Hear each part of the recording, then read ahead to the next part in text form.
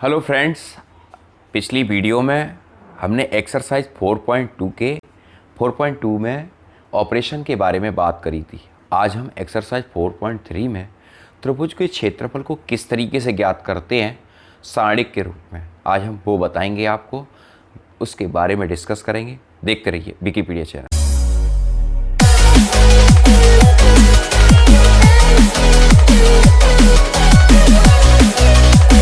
Friends, यहाँ पर हम सारणिक के अनुप्रयोग के बारे में जानेंगे। सारणिक के अनुप्रयोग में हम त्रिभुज का क्षेत्रफल कैसे ज्ञात करते हैं।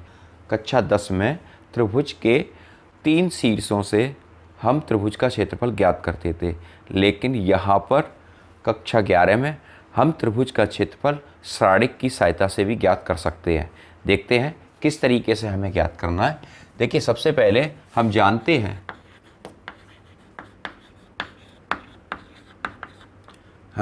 हैं त्रिभुज का क्षेत्रफल।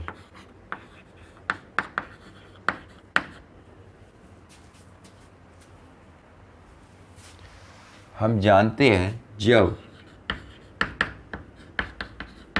त्रिभुज के 3 शीर्ष x1, y1, x2, y2 and x3, y3 है, तब त्रिभुज का क्षेत्रफल क्या होगा।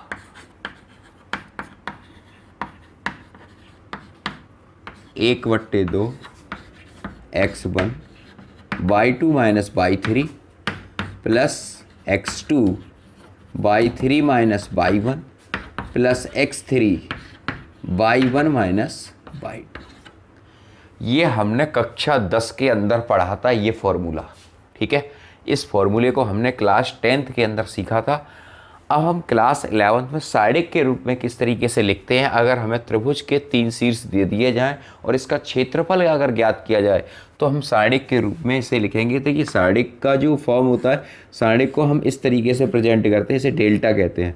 डेल्टा बराबर 1/2 x1 y1 x2 y2 और x3 y3। और यहाँ पर तीसरे कॉलम में सीधे सीधे हम 1 1 1 को लिख देंगे।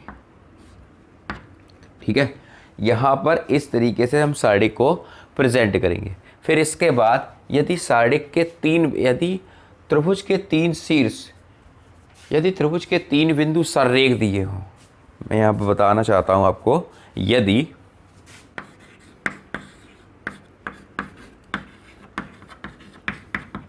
त्रिभुज के 3 बिंदु सररेख हो तो सारणिक का मान 0 होता है। अब इसकी फॉर्म को आप कैसे जानोगे, तो इसकी फॉर्म सारणिक की ये वैल्यू होती है, डेल्टा इसका 0 होगा। तो यथार्थ इसका मतलब है सारणिक की वैल्यू कितनी है, 1/2 x1 y1 x2 y2 और x3 y3, और ये 1 1 1, ये बराबर 0 में चला जाएगा। तो सारणिक हमारे पास आएगा x1 y1 x2 y2 और x3 y3 1 1 1, ये बराबर 0। ये फॉर्म कब है, जब त्रिभुज के 3 बिंदु सररेख दिए हों। यदि त्रिभुज के 3 बिंदु सररेख दिए हो, अर्थात सारणिक त्रिभुज के 3 बिंदु सररेख दिए हो, तो सारणिक का मान 0 होता है। ये सारणिक इसको प्रेजेंट करते हैं। वैसे हम क्लास 10 तक इसको ट्राइंगल के रूप में पढ़ते हुए आए, लेकिन सारणिक में इसे डेल्टा के नाम से जानते हैं और इसको सारणिक के चिन्ह के रूप में निरूपित भी करते हैं। ठीक है, अब हम क्वेश्चन की तरफ चलते हैं। इसकी एक्सरसाइज 4.3, आपको ये बात समझ में आ गई। ठीक है, देखिए एक्सरसाइज 4.3 का पहला क्वेश्चन, निम्नलिखित में दिए गए शीर्ष बिंदुओं वाले त्रिभुज का क्षेत्रफल ज्ञात करना है। त्रिभुज के क्षेत्रफल में यहाँ इन्होंने हमें 3 शीर्ष दे रखे हैं, 1,0 6,0 और दे रखा है 4,3। ठीक है, अब हम त्रिभुज का क्षेत्रफल यहाँ पर लगाएंगे। त्रिभुज का क्षेत्रफल। वैसे ही करना है जैसे हमने पहले अभी बताया था आपको, 1 0 6 0 और 4 3 और यहाँ पर 1 1 1। ठीक है, अब यहाँ पर हम वही जनरल फॉर्म लगाएंगे। 1/2 पहले आता है इस समीकरण के अंदर, फिर इसके बाद 1 और मैट्रिक्स को लिखेंगे 0 1 3 1। फिर इसके बाद ये तो 0 है ही पूरा, इसको नहीं लिखेंगे। फिर इसके बाद +1, ये बचेगा 6 0 4 3 ब्रैकेट क्लोज। ठीक है, इसके बाद इसको हम सॉल्व करेंगे। 1, ये 0 -3, ये तो 0 है ही पूरा, फिर +1, 6 3 या 18 होता है और ये आपका 0 हो जाएगा। ठीक है, ये आपका शेष बचा 1/2 -3 और +18। ठीक है, इसको हमने जब सॉल्व किया तो ये बचा 15/2, 15/2 वर्ग मात्रक।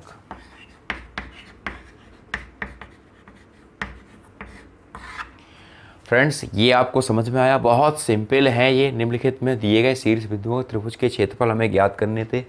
आपको समझ में तो आ गए। सेकंड क्वेश्चन देखिए यहाँ पर जरा, इसका सेकंड क्वेश्चन क्या लिखा है? 2,7 1,1 और 10,8। ठीक है, और थर्ड क्वेश्चन है -2, -3 3,2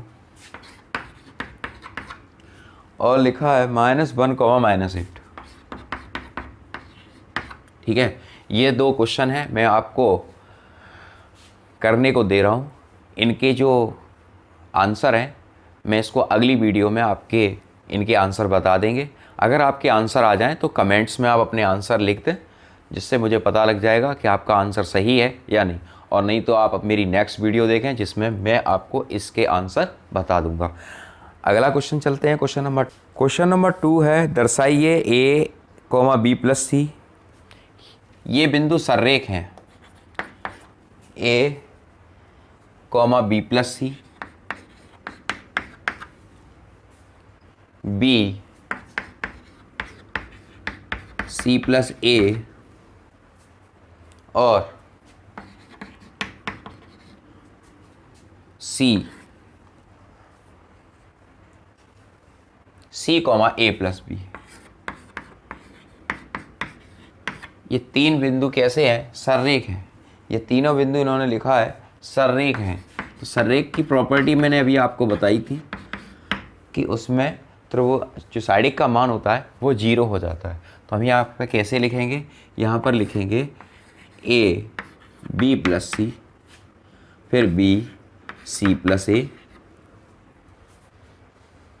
ठीक है,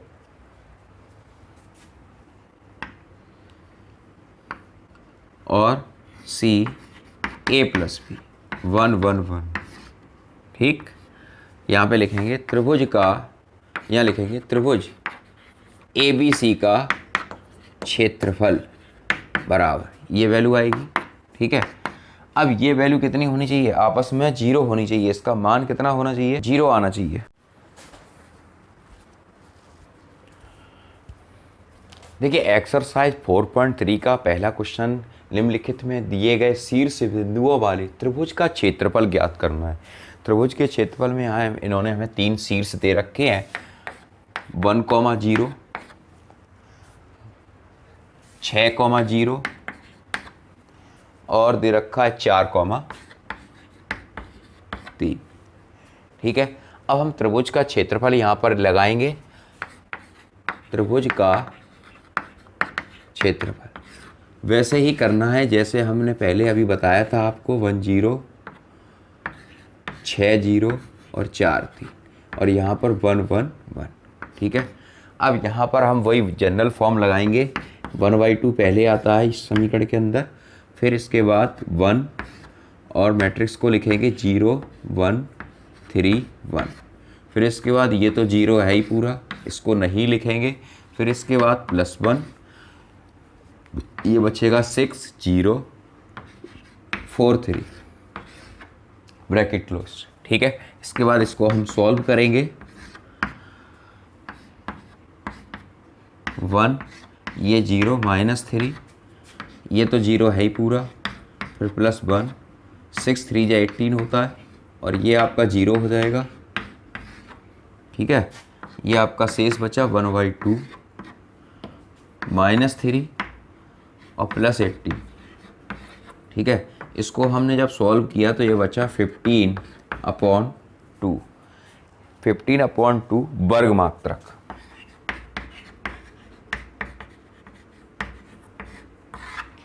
फ्रेंड्स, ये आपको समझ में आया? बहुत सिंपल है ये। निम्नलिखित में दिए गए शीर्ष बिंदुओं त्रिभुज के क्षेत्रफल हमें ज्ञात करने थे। आपको समझ में तो आ गए। सेकंड क्वेश्चन देखिए यहाँ पर जरा, इसका सेकंड क्वेश्चन क्या लिखा है? 2,7 1,1 और 10,8। ठीक है, और थर्ड क्वेश्चन है -2, -3 3,2 और लिखा है -1, -8।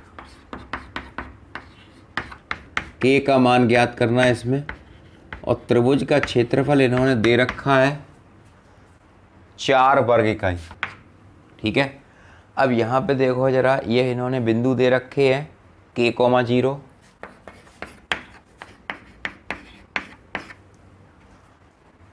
4,0 और दे रखा है 0,2। ठीक, अब यहाँ पर देखो,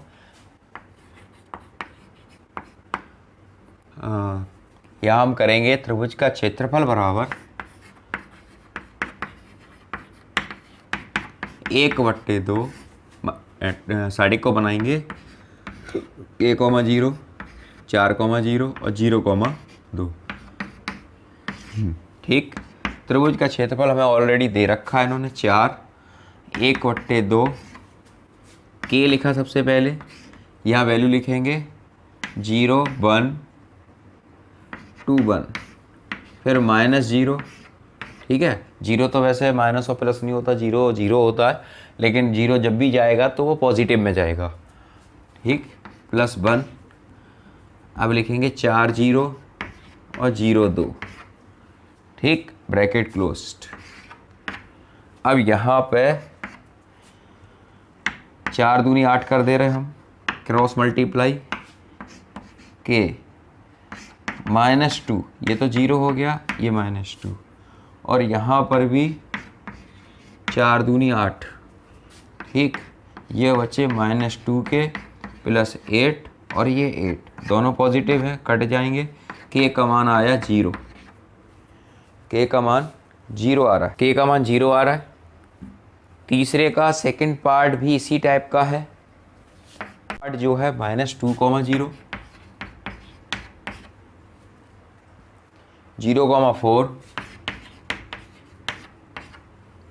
और 0, k है। ठीक है, इसको आपको स्वयं लगाना है इसी तरीके से। ठीक, और इसका आंसर भी हम आपको कमेंट बॉक्स में आप हमें अपना बता दें, और नहीं तो हम अगली वीडियो में हम इसका आंसर ज़रूर देंगे।